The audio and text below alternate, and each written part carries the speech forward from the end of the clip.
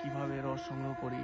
এই যে গাছটা দেখতেছেন, এই গাছে আমি এখন উঠবো আর রস সংগ্রহ করবো। আপনার সঙ্গেই থাকবো। চলো চলো।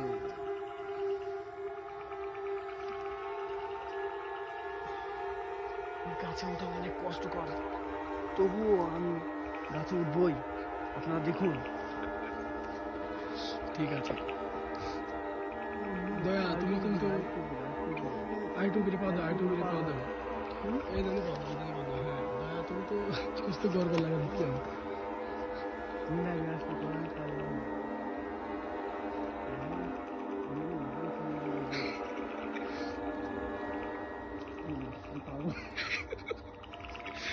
এটাই পারবো না রে।